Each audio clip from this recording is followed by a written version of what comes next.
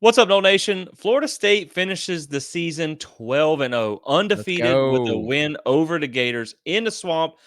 Michael, they had me sweating there for a minute now. This Whew. was not how we expected this thing to go, but they overcame some adversity early in this game and got a big win. And this is all you could ask for is just That's go right. down there and survive on Survival Saturday. Man, there was a That's lot of right. teams that had close calls, so we were not alone. But at the end of the day, you get the win. You're 2-0 over your rivals 2 years in a row now, That's right. back-to-back state champs. People Let's like to laugh at go. that, but it does matter in this state. Matters. 12-0 in the regular season. You finish the season undefeated at home. You're locked into that ACC title game next week. So, as scary as it was for a few minutes yesterday, it's all good vibes around the Seminole fan base right now. So, Michael, how are you, my friend? Thank you for joining me. And just give me some of them thoughts on how that game went yesterday. Oh man, well thanks for having me again, Jesse. You know that meme where that football player is like, "Well, I'm not gonna lie, they had us in the first, Yeah. right?" That was Yeah. basically Florida State. Like, I'm not gonna lie, they had us. I think I texted a friend of mine, and he's like, "Hey, he's a Georgia Bulldog fan." He was like, "I'm a Bulldog fan, but man, what's going on with your Noles?" And I said, "They're shook. I mean, that's the word. They're Yeah. absolutely shook. I mean, they could. I mean, everything." If everything could go wrong in that quarter, it went wrong. I mean, just like you said in the pre-show, I felt like there was a cheerleader busting her head somewhere. There was a bus with a flat tire for Florida State. I Right. mean, somebody must have had a black cat walk across them in the morning. I mean, just everything that could Yep. go wrong went wrong in that first quarter. Safety, what?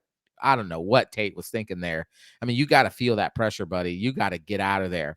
Yeah. Terrible. I mean, just asinine, and I said asinine calls. I mean, just atrocious. Finally, it was such a bad call that Mike Norvell, who never criticizes the officials in his post game, said it was the most ridiculous call ever. I mean, how do you Man, call that there? I thought he was gonna rip the referee's head Ooh. off too, because he followed him out on the field. He was tearing into their butt. And what really kind of annoyed me the most, and we know we always get screwed by the ACC refs. I know Mhm. like that's a thing here, whether you want to put your tinfoil hat on or not. But it was an ACC crew, and you're talking about your last remaining playoff team against a SEC team who's fighting for bowl eligibility. I don't expect it to be home cooking, but No. why in the world would you just completely fabricate a call like that against your last hope of making the playoffs in the conference? And it's just, man, that's so disappointing. Yeah. And it always seems like we're on the wrong side of these, but that was a big one because That it was it gave huge. it gave points to Florida. It gave the momentum to Florida. Yep. And yeah, man, I mean that was really the thing in this game was like so Florida State does end up winning 24-15, but that first half, man, and this is something I tweeted out during the game where I was like, everything is spiraling right now for Florida Yep. State. Everything is going wrong. You just have to weather the storm and hope Yeah. you can come out on the other side. And when it's like as bad as everything was, but you were within Yeah. reach at halftime and you knew you got the ball coming out at half, you were like, man, for us to be now, I know that Florida's not a great team, but for you to be in that tight of a game with that much stuff, the refs going wrong.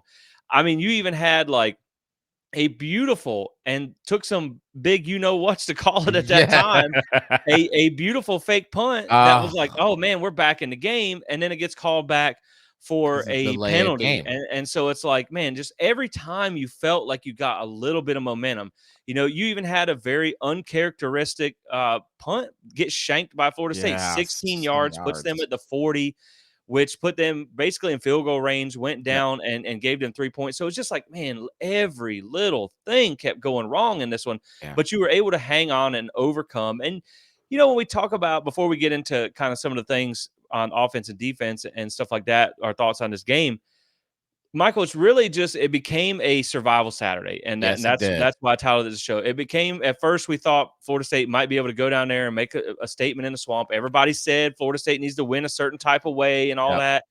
And then it's one of those weeks in college football where you start to see close games around the country. You saw Yeah. Auburn almost upset Alabama in the Iron Bowl. Georgia was in a dogfight late against Yep. Georgia Tech and a few of the other games there that we've seen. So at the end of the day, about halftime, it's like, man, just win this game, man. Just win Just it. win this game. And I told you that I don't want to put too much into this one. I think it was obviously not a great game for Florida State's Right. offense. I think the defense had a lights out day, but I just think when you talk about them going into that environment, sold out at night in the swamp with a team that feels like they can pull the upset with your backup quarterback in there. Of course, they had one too. For them to be able to just survive all that and everything that Right. went bad, man, I think you just have to be happy that you walked out of there with a win. Well, I mean, like you said, it was Survival Saturday, and it very much felt like a NCAA basketball tournament game. It was like, look, just win in advance. That's all you got to do. Yes, the first quarter was absolutely atrocious. Like Jesse, I have a question for you. If I had come to you and said, here's team A and team B, and team A has a safety, team A has sacked, team A has the crowd, team A has gotten a whole bunch of calls on their side, what would you have guessed the score after the first quarter? Yeah, it probably wouldn't have been 0-0. I mean, it would Correct. have been, it would have been because I think the safety came in the second or something like Yep. that. But that's what I'm saying, man. Like you were pretty fortunate to be as close as it was, like because the Yeah. defense carried the day, and it's just there's so much that went wrong, and I mean, they got like it's just Florida State, man. I don't know like what it is, dude. It's just I don't want to say like bad luck or something like that because I don't know that I believe too much in that, but like they averaged 56 yards a punt and Yeah. had two down inside the 20, so it's like Yeah. I mean, And it's just like everything was going right for Florida. But I will say in this one, I think that Florida State did weather the storm. I think their yeah. veteran presence held true throughout the game. That they didn't panic. Now they looked like you said, it looked like they were shook for a little bit. But I also think that Mike Norvell outcoached Napier and Yep. the Florida Oh yeah. sideline in this game because they had the advantage. Like you said, they Yep. had all the momentum, they had the crowd, they had everything going their way. And Florida State weathered the storm and managed to come back. And I think a lot of that was you just saw the coaching settle in Yeah. and they were able to outcoach him and do the best because man, when you talk about this game, like this is all in how you finish. And Yep. this is one of the big things in this game that I want to talk about here. We know Florida State's been a second half team pretty Yep. much throughout the season. They win the second half. And one reason why this game felt so slow, Michael, was in the first quarter, Florida State only had the ball for 1 minute and 23 seconds. They ran 3 plays to Florida's 26 plays. Now, granted, your defense has got to get them off the field, Right. but it's not hard to feel like it's a slow start when you only have the ball about 9 minutes of the first half. Yeah. You're talking about Florida had the ball 13 minutes 37 seconds in the first quarter, 7:05 in the second. Florida State had it 120 a minute and 23 seconds and then 7:55. So you really barely even possessed the ball in the first half. So of course things felt really slow there, but then Right. later on in the game Florida State picked it up. So man, it's just that slow start made it feel worse than it was. But, and I'll kick it back to you on this, but like we talked about in the pre-show when we were trying to see like how we really feel about this game, when you talk about they scored 15 points and then you had the BS penalty, which is Yeah. I will say, man, like as much as we had to sit for 3 hours and listen to Herb Street, Oh. he at least agreed with Yes, on he it. They, did. they I will say they at least were like, this is a terrible call. And Yeah. so at a Yeah. minimum, you don't know what would have happened there. Of course, they had some field goal struggles in that game, but you at least cost Florida State 4 points there. Yep. And then the shanked punt led to 3 points. Yep. So now you're talking about 7 points there.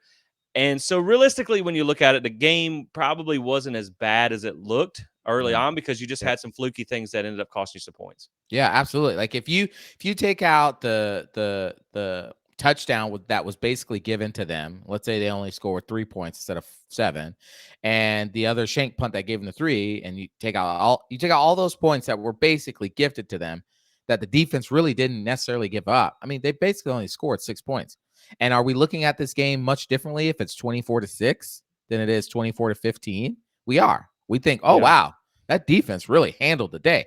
Again, we still feel like the defense really handled the day, but Right. they were put in some really terrible situations, mostly by the officiating, very little by the coaching. And I also agree with you that I think Mike Norvell outcoached Billy Napier. I mean, you just talk about some of the different things. The fake punt that was a beautiful call. I mean, Florida had no possible idea that was going to get ran. The dude ran for like 40 yards before he got pushed out of bounds, and of course he got called back on the delay of game.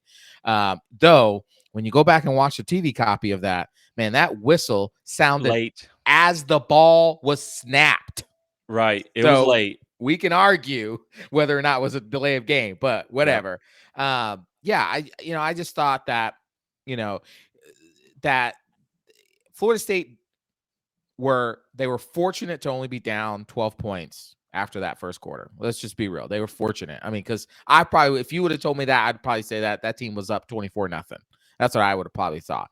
But they were fortunate to be only down 12-0. Once they got that first touchdown, and I told you this in the pre-show, I felt like it was almost like a deep sigh of relief. Like, okay, this is not the end of the world. We can actually move the ball on these guys. We just got to settle down, get our focus back again, and go win this thing.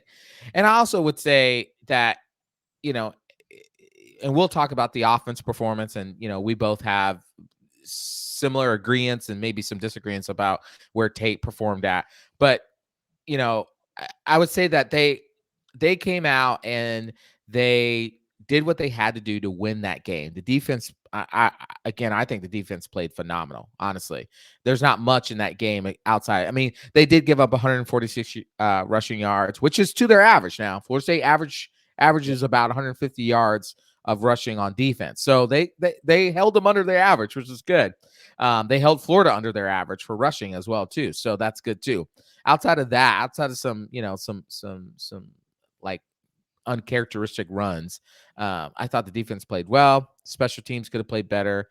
Fitz, I'm not going to say anything. Good job, buddy. Yeah. Yeah, I mean, we got the win. Survive and advance. Nope.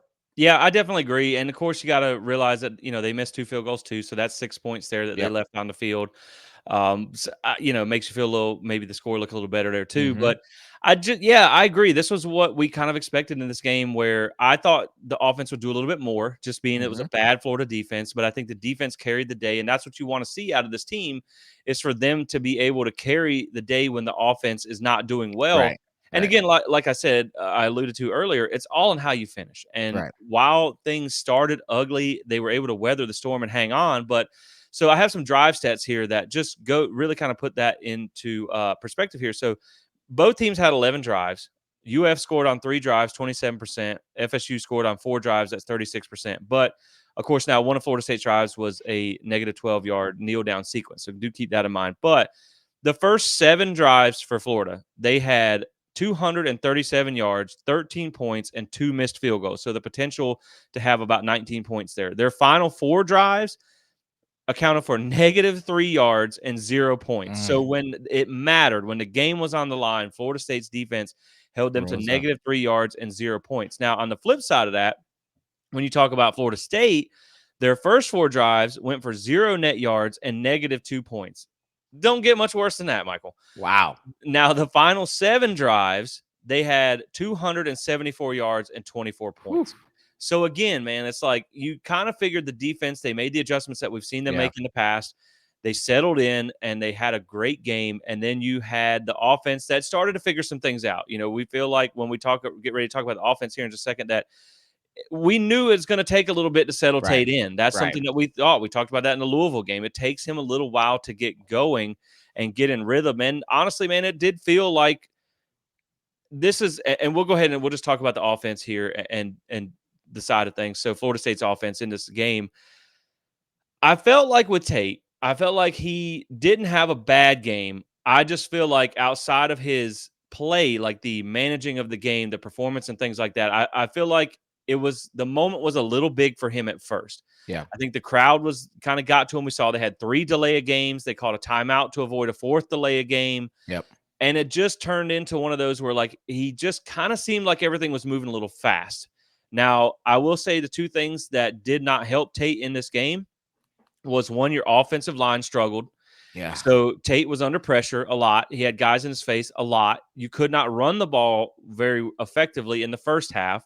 Yeah. And so that put a lot of pressure on Tate to be able to throw.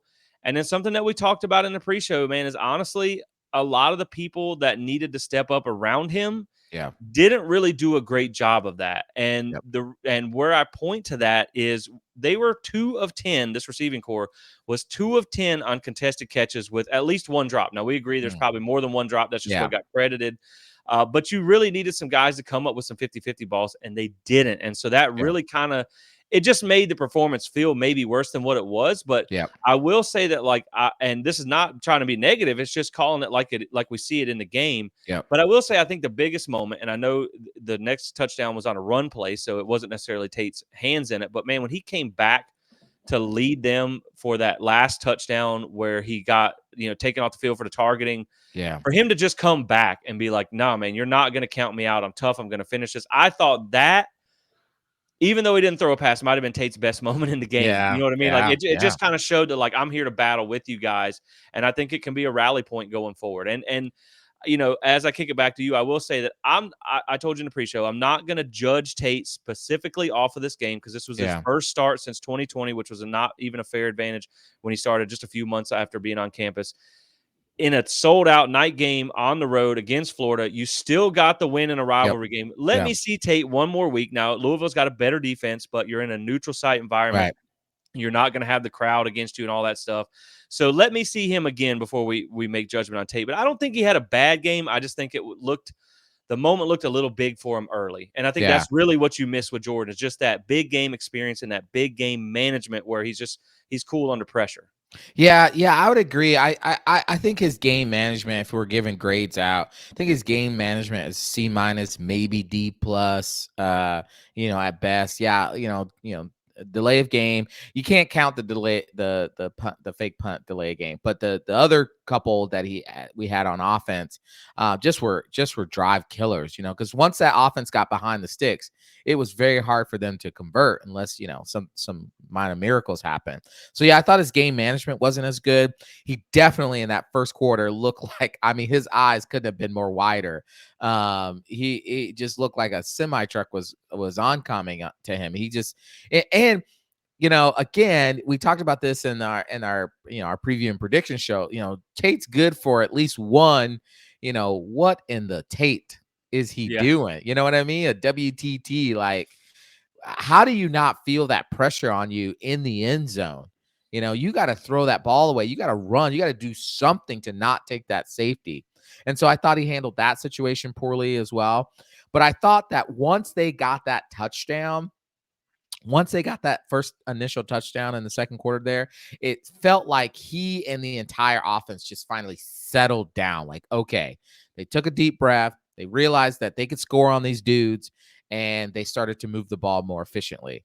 I thought Tate, from the passing game wise, I absolutely agree with you. This is where you and I really agree, is that his supporting cast did not step up in the way they should have stepped up, in the way that we assumed and thought they would step up. I mean, Keon Coleman dropped a wide open interception. Some might argue it was high. It doesn't matter. It was in his hands. He's the number 8. He's the number 8 rated player in Mel Kiper's NFL draft board. Number 8. He's going to be taken 8th.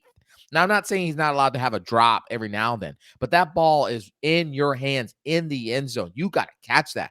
Johnny Wilson, who we've known has had drop issues, I know PFF says that there was only one drop. There were multiple drops. He had a couple drops in that game. I think Bell had a drop. Tofili had a drop. And it just depends on what they consider as a drop. But yeah, you had Trey Benson trying to act like he was the fastest human being on earth, running, east and west instead of north and south. His ability, what makes Trey Benson so electric and so like just punishing, is that he gets north and south really fast with one east-west jump cut. He was trying to do like 50 of them. That's not going to help you, bro. The offensive line, this is a positive show, but I don't know what positive I have for them in that first quarter. I thought we were watching my son's Pee-wee football team offensive line play in that first quarter. I mean, it was terrible. It was absolutely, I mean, this Florida team, which has been terrible all season long, was jumping gaps. I mean, they're 5,000-pound defensive linemen. We're running the ball right to him. I mean, it just you look at what Tate did, and I just feel like you can't fully place the entire blame of the offensive struggle on him. I thought he played better as the game went on. He made some incredible throws, and some of the throws that were contested and that weren't caught should have been more. There was only one pass interference called. There should have been more that were called on Florida, because and I know people look at, well, man, they were freshman DBs. They were terrible. We should have been able to be better. Yeah, you're right. You're absolutely right. But that's not all on Tate. I'm not saying Tate had a great game. I'm not saying he had a poor game. I think he had a decent game. what we said in the preview and prediction show is Tate can't lose this game. He don't have to go Right. win it. He just can't lose it. And I thought he didn't lose the game.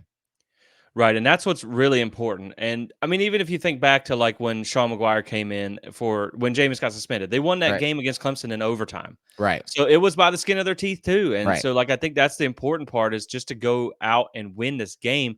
Yeah. I just think for me, and again, like we said, this isn't being negative. This isn't knocking on them. This is just looking at like, yes, it's huge for them to go into the swamp and get that win. It was huge Yep. for Tate. I mean, really, if you think about it now, you know, if you take away his freshman year when he shouldn't have been playing in the first place, but Right. really in his last three meaningful body of work games, because he didn't start either one of the last two, he came in for relief, but in his last three games where he had a significant amount of playing time, he's 3-0. Yeah. And Yep. one of those is a road ACC game, one of those is a road SEC, and one is a road ACC game. So, he's got two big wins under his belt, and as long as you win, it doesn't matter. I just think, Right. like I said, the biggest thing that concerned me in this game, while you talk about having a bad offensive performance, was just the fact that Florida doesn't have a good defense. Right. And the reason I mention that is because now going forward, you have Louisville coming up next week, who did give up 38 points to Kentucky, who's not a great team either. But you're talking about last I checked, this is before last week, they were a top 25 defense in advanced metrics. Yep. Then you also have in the playoffs, you're probably going to be playing either a Michigan or a Georgia who has a top 10 defense. So that's the reason I say that I'm a little concerned. Just because when you look at the yards per play metric, Florida State averaged 3.9 yards per play. That's the lowest since 2021. The first time they've Wow. averaged under 5 yards per play on offense since 2021. So that's what concerned me. 59% of their rushes went for less than 2 yards. So it's kind of like you just needed to see a little bit more. That's it. Yeah. And I think you bring up a good point. They got behind the chains a lot. Yep. They were 4 of 13 on third downs, and their average distance on third down was 10.4 yards to gain. So you got to do better Yeah. on your early downs of putting yourself in a better position.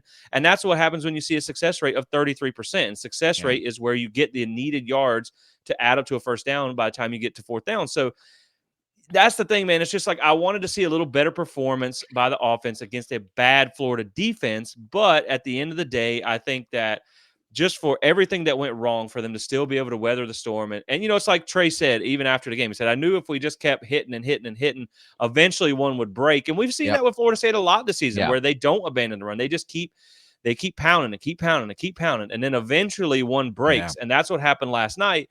It's just, I think, like if you talk about getting into an ACC championship game and getting into the playoffs, you're going to need those receivers around Yep. Tate. You're going to need Yep. that offensive line, which is my biggest concern going forward.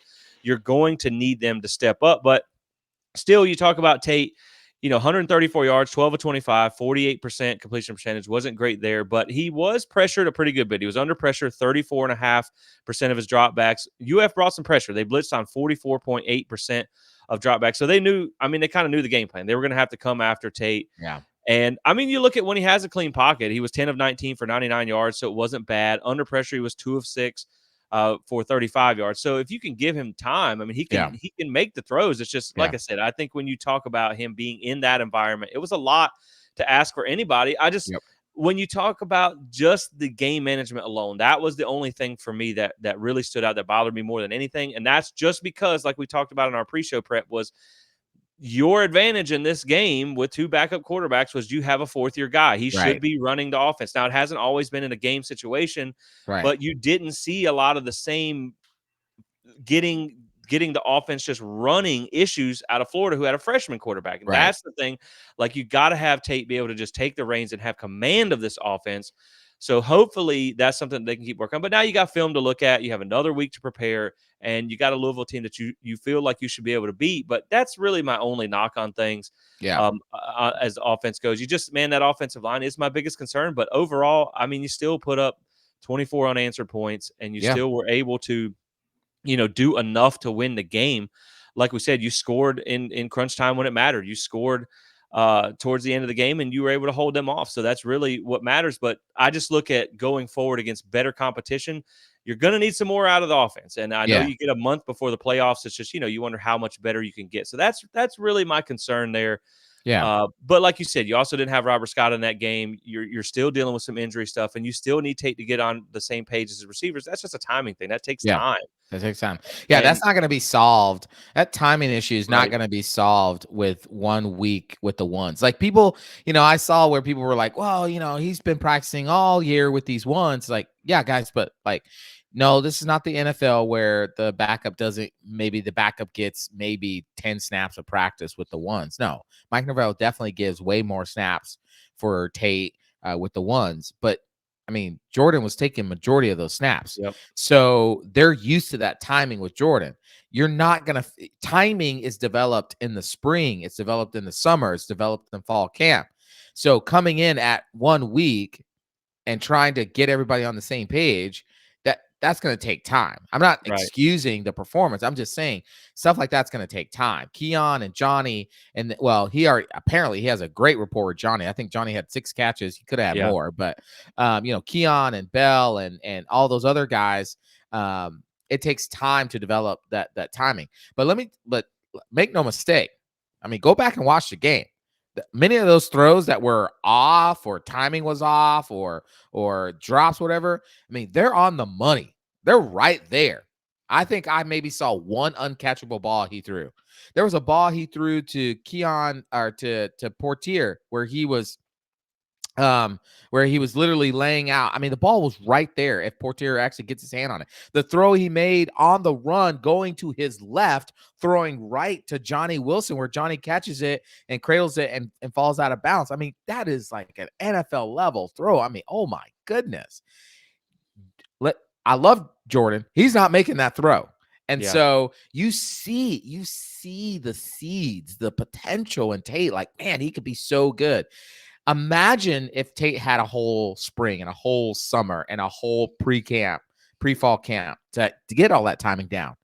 And so I think that's why Jesse, like I'm like you. I'm a wait and see guy. Let's see how he does now with Louisville. If he goes to Louisville and stinks it up, then okay, maybe now we have a serious quarterback competition. Maybe we might want to even look at the portal and see. I heard a birdie that Riley Leonard might be available. I heard a birdie. Yeah, that could be something too. And I will say, like with Tate, it's not that he can't make the throws. It's just when everything around him is Right. kind of on fire, you just wonder like how much he can settle in and not Right. worry about the stuff around him and just make the throws. But I do feel like, just again, when you're talking about 134 yards passing, I was hoping he would hit at least the 200-yard mark, Yeah.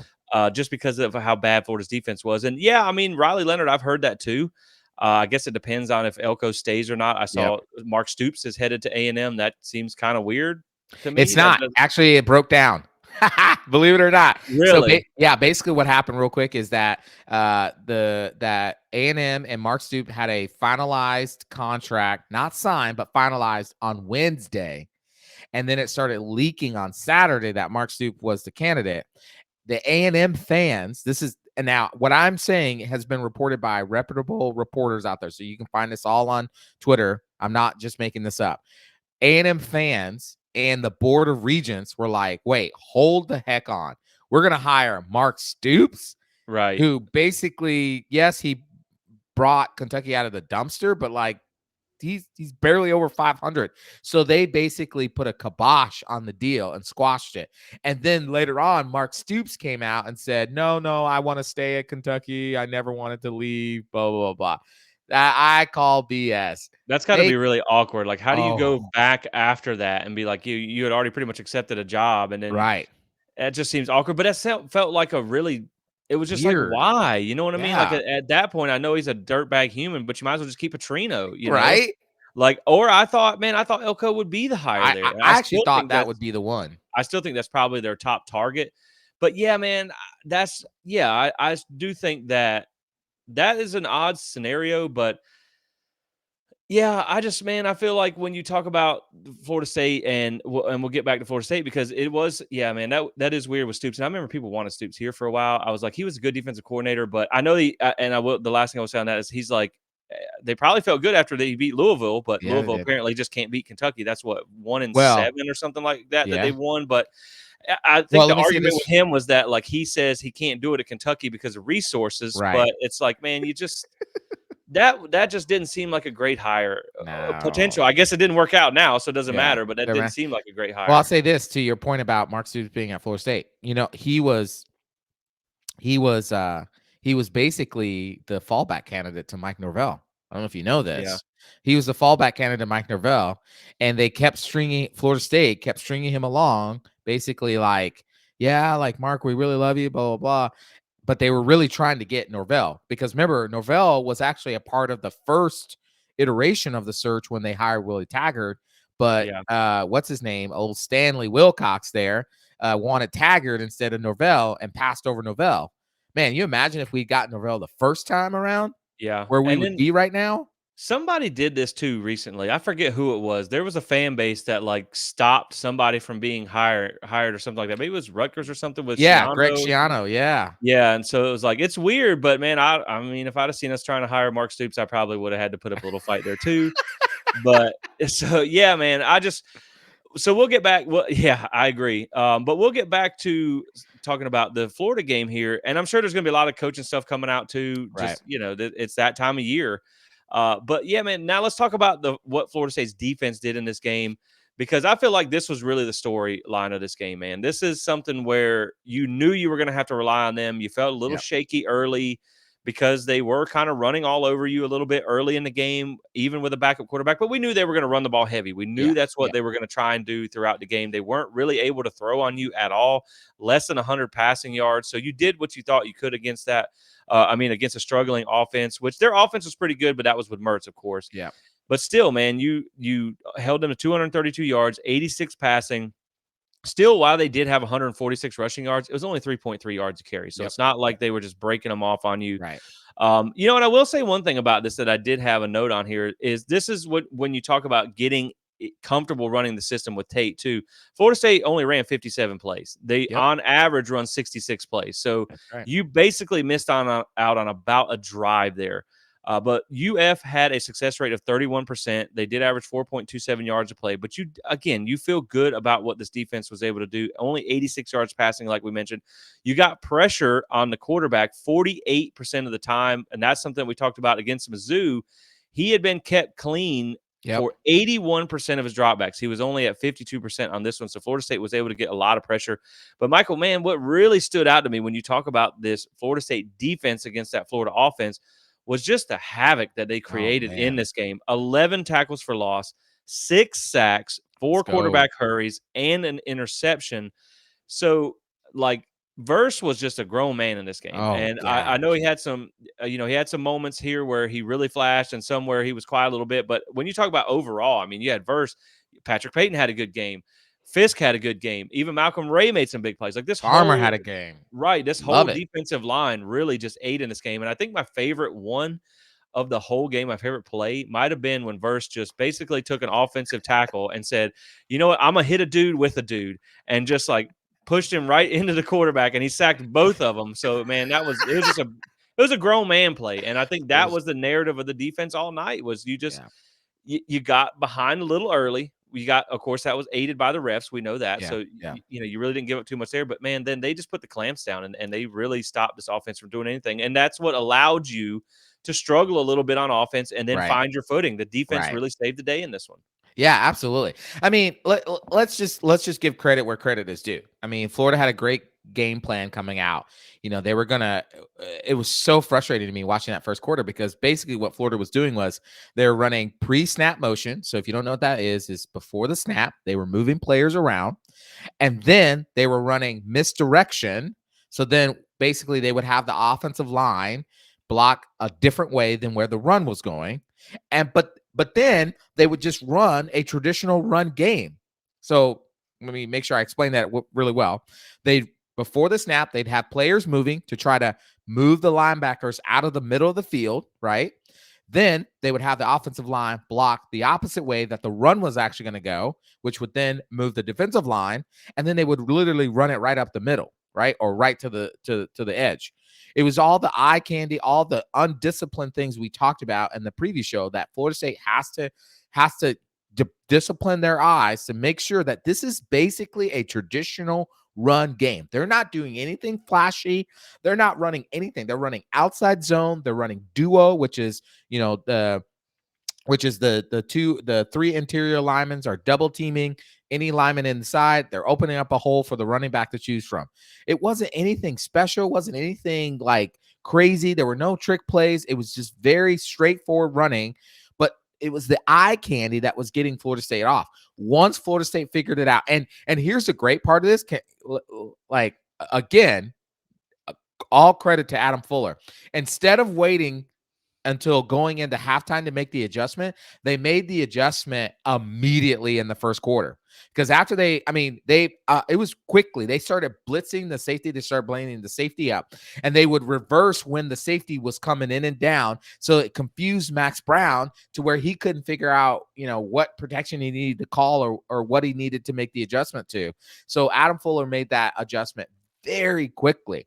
So if you take away, Jesse, the asinine personal foul, unnecessary roughness for staring at the quarterback penalty, you probably don't give up that touchdown. Oh, you don't, because it's a field goal attempt. It's fourth down. If you don't get the shank punt that then basically puts them in almost field goal range, you probably don't give up field goal there. And let's be real, in that second half, Florida had, I think it was 48 total yards and 50 penalty yards. Yeah. Yeah. Like, that's how much the defense shut them down. Right. I think the defense had a really good day once they made the adjustments. And I love the pressure that they brought in this game. I love the blitz packages that they Yeah. brought. They confused them. And really, man, like you talk about how this is one of those games where everything just like, how does this keep happening against Florida State or not their Right. way? Like there was the one where they came around the end. I think it was a safety. I'm not sure if it was Shaheem or Dent, but they had basically a free blitz on Brown. Yes. And they got him, but I thought it was gonna be a strip sack. I was like, "This is it." Like, you're just standing there Yep. like, "This is it." Is And then, like, it's the tip pass, and they ended up catching it for a few yards. Yes. It's like, "Come on, man." I'm like, "Just give Or me how about anything." where he rolls out, Verse comes around, sacks him and punches the ball out, and the Yeah. ball literally, gosh, the ball had to literally be like 10 yards, but it rolls 10 yards out of bounds Right. forward. It Like, was are just you kidding me? there was so many little things in this game that just went the opposite way that feels like it would have changed the game for Florida Yeah. State. You just couldn't catch any breaks, but you were able to overcome that. Yep. Man, that was just something I remember on that. I love the safety blitzes that they brought. I love the pressure that they Yes. brought. They blitzed 36% of the time. So yeah, man. And when you look at what Max Brown did, he was 1 of 6 for that's a 16.7% completion percentage for 5 yards under pressure. So Yeah. they had a good game plan on defense. I just think Yeah. it took them a little bit to settle in, like you said, but they made the adjustments relatively quick. And so overall, I'm pretty pleased with the defense. I just think Yeah. now it becomes the defense has to keep putting these performances together Yeah. while the offense catches up, while they Yeah. get their Yeah. footing and they feel comfortable with each other. So yeah, man, I just think overall you have to be happy with the defense. You have to understand that the offense is going to take some time to really get going. I know that was a Right. bad Florida defense. You would have liked to seen a little bit more out of him, but still, he's got 24 points. That's really what matters. I think that you saw Keon had a big punt return there. That Yes, he did. it wasn't a touchdown or anything like that, but it gave Florida State a spark that they needed at a Yeah. time they needed it most because it felt like we were dead in the water for a little bit, and Yeah. that one And really don't just got things going. And then, you one thing I will mention, you talked about discipline. Have you ever seen a spitting penalty? Oh, dude, they're calling this a spit game. I don't know if you've seen this, but they're calling this a spit game. I've never in my life, I played football. You played football. Yeah, I have I mean, never seen, like, you talk about one of the most, there's a lot of things you can do on that football field. You can say a lot of things that, that'll get let go, and we'll talk trash or whatever. But to spit in another man's face, so like, gross. And I didn't know it was a ejection too. I was like, yeah, it's like, Okay, all right, well, get him out of here get then." out of here. How about That was just wild, man. I never what seen that before. Well, okay, remember this. Remember 2 years ago, Florida State went down there to Dump Truck City, okay? Hogtown, whatever they call it. And they had no coach. They had just fired Dan Mullins, right? And what did they do? Florida State could have won that game, but they goaded Florida State into some terrible personal foul penalties, got under their skin. They ended up losing that game when they should not have lost it. Well, they tried it again. I mean, they Yeah. spit in people's faces. There were some really dirty hits. I mean, that hit on Tate was like, Yeah. Yep. That was an ugly. and normally I'm not like, okay, they were trying to do that intentionally. Nah, that was intentional. They It tried felt to take like it. that boy's head off. Yep. I mean, just some just terrible, terrible, like, and that's indicative of their culture. And yet Yeah. Florida State survived it all. They kept their cool. There was a couple plays where you saw, I can't remember who it was. One of the players got really upset, and a whole bunch of the Florida State players came around him really quick. Said, "Nah, we're not going to be this. They're Yeah. not going to get us." Jordan Travis even posted a uh, tweet I saw. He said, "I'm a fan now, but man, we never get those calls, I know. right?" I liked his tweet series now that he's like being a fan. He does Yeah, not hold he back, and I does not like it. hold back. But Uh, yeah, and and you so, also saw the thing where the Florida player like swatted his coach or something. Like they were yeah, trying I to pull saw him out, and that. it's just yeah, I just think that's what you get out of that program over there. I just think Culture, man. there's not a whole yeah, exactly. And that's tough, man. It's when you play someone like that, you got to learn not to take the bait. And I will say just random point that I found interesting. When we played that game against Florida, I remember Greg Knox was the interim coach, and then I was watching the Egg Bowl the other day, and they're talking about the Mississippi State coach comes out on a 4-wheeler, He like the did. most Mississippi thing ever, and then it's like, oh, this is Greg Knox, and I'm like, this guy just makes a living being the interim coach Yeah, he everywhere. just Like loves it. He goes and finds programs where he's like, "Yeah, you're gonna be fired. I'm gonna be an interim coach right, here." exactly. I get to ride a 4-wheeler out on the sidelines. Just what's And going on in what's here's going the on in thing about Mississippi? Florida. Like, I mean, Billy, I know we call him jokingly, we call him Billy Taggart, but on the real though, Billy Napier is a good coach. I mean, Yeah, he was very successful at Alabama as an offensive coordinator, very successful at Clemson as an offensive coordinator. He was very successful at Louisiana as a head coach. He's a good coach, and he's actually a good person too. Every person I've ever heard talk about him, even I saw an interview that another website did and they interviewed Tate Rodemaker's dad, Alan Rodemaker, who's a well-known high school football coach in Georgia, and he talked about Billy Napier and the Napier family and how well respected he is in the coaching circles. It always blows my mind when I see this Florida program act like that, because I'm right. like, man, your head coach is not that person, which means that there are some just bad seeds in that program right now. Yeah. Yep. But again, listen, Florida, listen, athletic director of Florida, don't fire Billy. He's good. He's Yeah. good. Right. Leave him there for a while. And I mean, honestly, if you think about their schedule next year, they have like a top 3 Oh strength of schedule God, next year. So that schedule is realistically, I think regardless of what happens with their recruiting, if you're Florida, you might as well keep him for one more year because you really don't want to bring in a first-year head coach nobody's into that situation anyway, no because nobody's going to have success with it. So why start him off like that? I think you give right, Napier another year because I think he's a decent coach too. I just think maybe, sometimes good coaches don't produce right, good results when they're right, maybe in over their head or not ready for a job. So it's hard to say. right. But so with that being said, Michael, we'll just kind of put a bow on the Florida game. I mean, it's one of those where it's not a pretty game, Yeah, but you go on the road in a rivalry game in a sold out night game atmosphere with a team that has nothing to lose, and you get the win with a yep, backup quarterback, and that's all that really yep. matters. So as we get ready to round this one out, we're going to go into our prize picks player of the game. So, Michael, with this one, when you're talking about your prize picks player of the game, you can get started on any Saturday, making it a little bit more interesting. I saw one of the numbers before this one was Tate. I think was around 213 yards, and I was like, man, I'm about to hit the over on this. But then I was like, it's his first game. Let me just wait. So I'm glad I didn't. I'm glad I held off on that one. But if you want to get started with prize picks, you can sign up. I'll link it below for you guys. Use code SPEAR. You can get a 100% first deposit match up to $100. I'm still playing with house money and the regular Let's season is go. already over. So like you might as well. I mean, you can throw some skin in the game and it's not even your skin. So That's go right, check that out. But for me, I'm going to go with Jared Verse. And I think it's man. because I haven't really been able to give it to him yet this season. So my Yeah, prize picks player of the game is going to be Jared Verse for the dominant performance.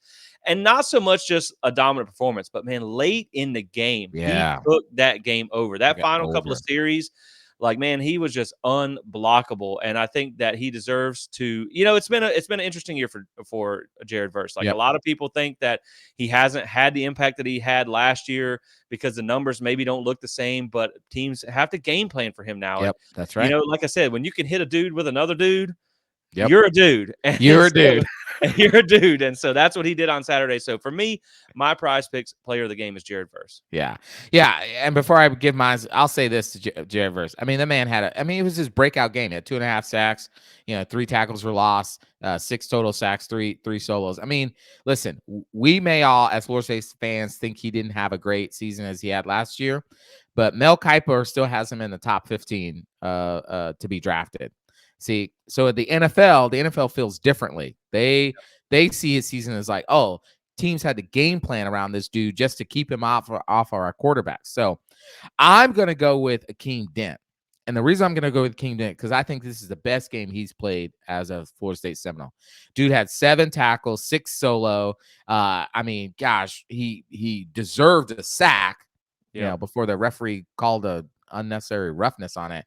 I mean, he was just making tackles in the open field. There are so many runs that probably would have broke out for longer, if not for touchdowns, had he not been there. He was getting the defense in the right place at the right time. I mean, he was calling the secondary, he's calling the linebackers, making sure they were in the right stuff, the communication. I mean, he was flying all over the field. So my prize pick player of the game is going to number 1, Akeem Dent on the defense. Awesome. I think he definitely deserves it because I think he did have a really good game. And he's Yeah. somebody that, he's quietly been that consistent presence on the back end of Yeah. your defense. And for him to show out in the Florida game, I think Yep. that's a huge performance for him. So congrats to those guys on being a Prize Picks player of the game for this week. Like I said, guys, get started with Prize Picks. 100% deposit match up to $100 for your first deposit. I'll link it below. But use code SPEAR when you sign up to make sure you get that bonus. Now, Michael, now that we've talked about Florida, let's talk about a little bit. We're going to come back at you guys with a ranking show tomorrow to kind of preview where things are going to fall. But let me just spend a few minutes here to talk about some things that happen around the country because I think Oh, I think it is important because everybody came into this and it felt like there was a small select crowd that kept making this ridiculous little case that Florida State's going to get jumped by somebody, even as an undefeated Power 5 champion. You had a lot of people coming out to defend Florida State saying no matter what, they're going to make it in there. I still think that's the case too. But some people were saying like, okay, they got to beat Florida a certain kind of way. Like a win isn't a win when it counts for Florida State. And I don't understand how that double standard always seems to get thrown on us. But at the end of the day, like while it didn't look great early on in the game, while you felt like Florida State was kind of on the ropes early, they still managed to come back. yeah. Like we said, they went on that 24-point run. They covered the spread. They were 6.5-point favorite. They won by 9 with a backup quarterback. That's why we're titling this episode Survival Saturday, because there was a lot of teams that were Yep. on the ropes in this one. And so you talk about just your top couple of teams here. So number 1, Georgia travels to Georgia Tech. They were a 24.5-point favorite, won by 7. Mm, Ohio State, of course, they lost. So it right. doesn't really matter what their spread was. They lost. Michigan, they did cover the spread. They were a 3-point favorite. They won Yep. by 6. Washington was a 15.5-point favorite, won by 3 at home against a sub 500 team. And that's the other thing. Correct. Georgia played a 6-6 team. So then you have Florida State favored by 6.5, like we said, won by 9, covered the spread on the road against that sub 500 team. So you had a lot of similar games against Right. similar level of competition. Now, Oregon had a very good Saturday, beat ranked Oregon State. They were a 14.5-point favorite, won by 24 points. Texas, they just out here hurting people's feelings. Now, Texas Tech isn't any good, but they were 16.5-point favorite and won by 50. Whew. But then you talk about Auburn, or I mean, Mm. scaring Alabama, and you mentioned it before. Going to Jordan Hare is a house of horrors for them. So they come in. Alabama comes in as a 14.5-point favorite, wins by 3. Then you also had top 10 Louisville. Thanks Louisville for holding up your Thank end of you, the deal. Louisville. Way to let us down there. So they lose. That's a top 10 team that loses. You have LSU was in a close game. Clemson was in a close game against a terrible South Carolina team. Number 19 in the country lost. Number 20 went to double overtime. So, man, you just had so many different teams. And Yeah. this is even Ole Miss, who played at 5-7 Mississippi State that we mentioned the Egg Bowl earlier. They were Yeah. a 10.5-point favorite, only won by 10. So there were so many teams that had to play that Yep. 500-ish level of teams. And what I find interesting about this is the whole point of a tweet that I just sent out a few minutes ago before we started recording this, was everybody said Florida State had to win this game a certain type of way because it was a not great team, but it was still, they respected that it was on the road in a rivalry situation. But then you have three of your top 8 teams basically have the same situation happen. And I'm going to be interested, Michael, to see if it's treated the same way, because it's probably not going to get looked at the same way. But when you talk about the Alabama game, for instance, they're at full speed. They don't have, or full strength. Correct. They're not going to Auburn with a backup quarterback. Correct. And they were down with like 30 seconds left in that game and won on basically a Hail Mary on a 4th and 31. So Yep. Florida State was one of the only top 8 teams to cover the spread, and they did it on the road in a rivalry game with a backup quarterback. So it's Yeah. going to be interesting to see what they do as far as the committee and everything goes. When you look at some of the similar games that Florida State had, I don't think they're going Absolutely. to be treated the same way, but I don't think Florida State should necessarily be punished for this. It's absolutely ridiculous. Like, I mean, I think back to when Clemson was, in this discussion, and they were winning all those games and going to this thing. I never remember them and ESPN and all them trying to create this narrative that they were the least deserving of getting in the playoffs. But every time since the playoff has started, every time Florida State's been in the conversation, back in 2014, they created a whole new category to judge us by called game control, which coincidentally has shown back up again. Have you noticed Yep. that? Yeah, I did notice Now this that. whole game control thing again, that, Florida State has to win a certain way to be even worthy of a discussion of being in the playoff. Are you kidding me? Okay, so if that's the case, then every team should be judged by the same way. Alabama, as you said already, Jesse, full strength, no backup QB, walked into Jordan-Hare Stadium and literally needed a miracle 4th and 31 goal line conversion to win that game against a team who just got mollywopped by New Mexico State the week before, right?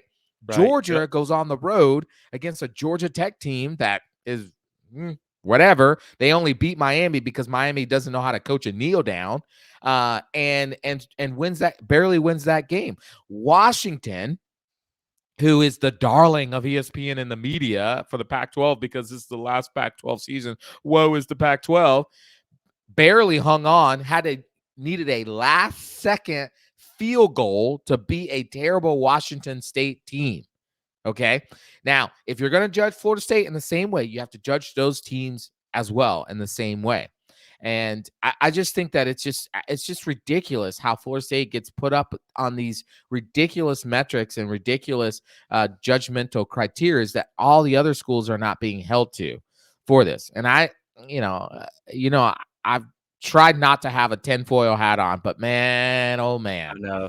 the And I don't biases keep growing. Right, and I don't think it's gonna be anything. I don't think it's gonna lead to anything crazy like Florida State falling to, say, number 6 or something like that. I think the good thing is here, when you look at the road going ahead, Louisville, that was a really disappointing loss. I Yeah. think that was something that you really did not want to happen, but they were number 10. They're not gonna fall 15 Right. spots. They're still gonna be ranked probably top 20, maybe even Right. top 15 when you play them. So you have the ability to still go get a ranked win, and at that point, basically LSU and Clemson, their season outside of a bowl it's for all intents and purposes, it's over. Right. So they're going to finish ranked. And then if Right. you beat Louisville, say they may be, by the time they lose to you too, if you beat them, they're going to be down close to 25. But Right. you could essentially finish with 3 ranked wins on the schedule. So Right.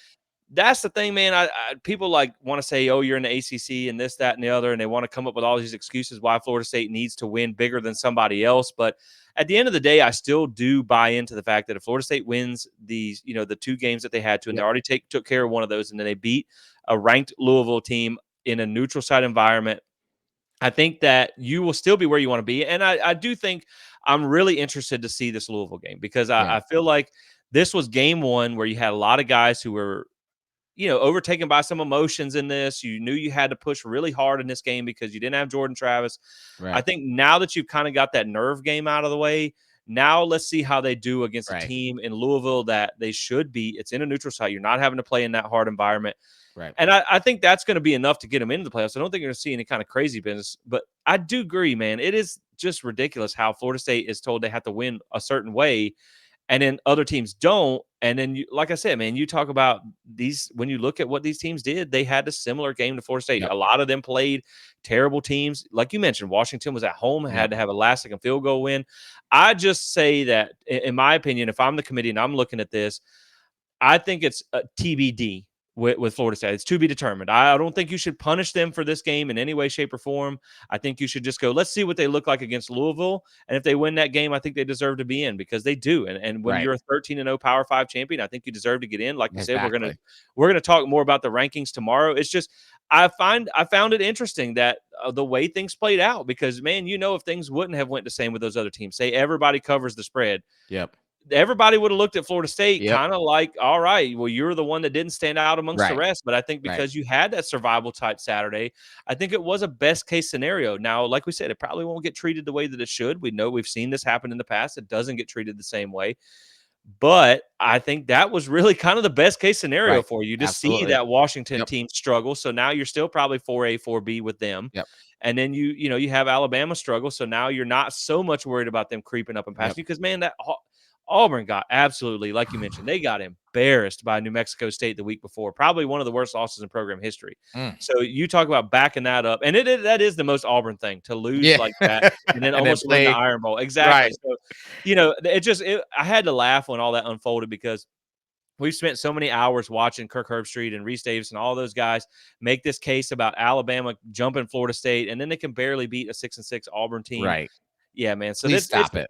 it's interesting, and like I said, we'll mention more on the rankings tomorrow. But I did find it interesting that how things played out this weekend. That Florida Yeah. State did seem to struggle, but so did a lot of other teams. And so Yeah.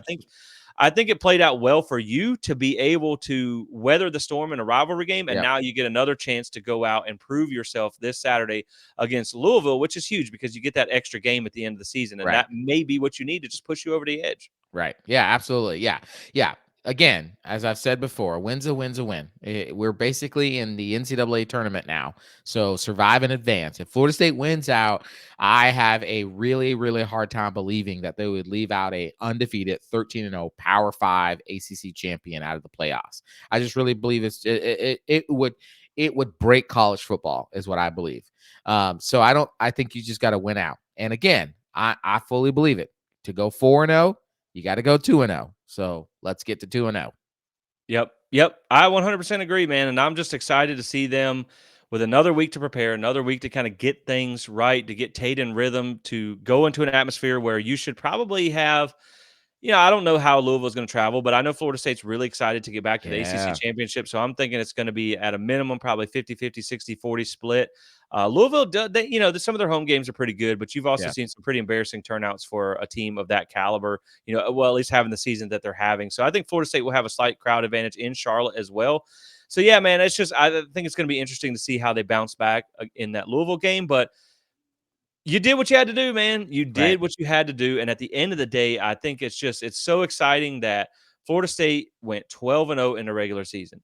You were undefeated at home. You are in the ACC championship with a chance to clinch the conference crown. And really, Michael, there was about 4 to 5 goals before the season Yep. that we said we wanted to see. And that right there was 3 of them. I wanted to Yep. see them go undefeated at home, potentially in the regular season, be in the ACC championship, and be in the hunt for a playoff. And you are all of those. Still right in front of you. Right. And so far you've done it even with having to lose the best player on your team. So like Right.